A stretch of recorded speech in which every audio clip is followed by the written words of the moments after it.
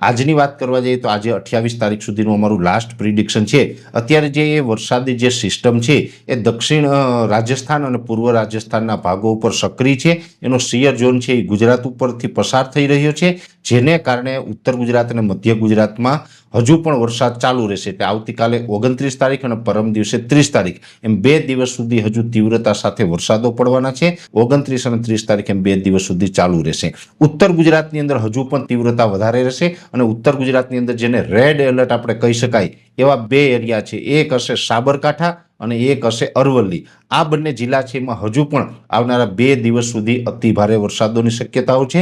વાવ, થરાદ અને બનાસકાંઠા જિલ્લાની અંદર પણ મધ્યમથી સારા એવા વરસાદો નોંધાય।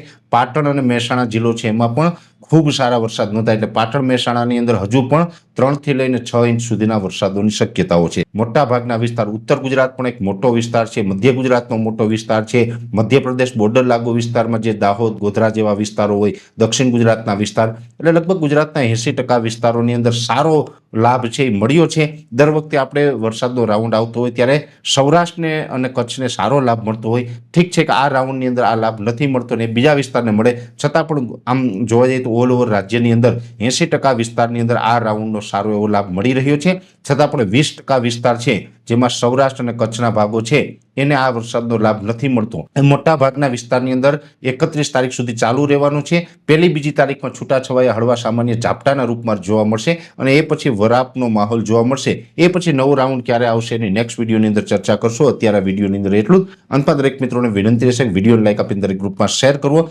યુટ્યુબ ચેનલને સબસ્ક્રાઇબ કરીને જો આપ ફેસબુક પેજ ઉપર જોઈ રહ્યા હોય તો ફેસબુક પેજને પણ ફોલો કરજો।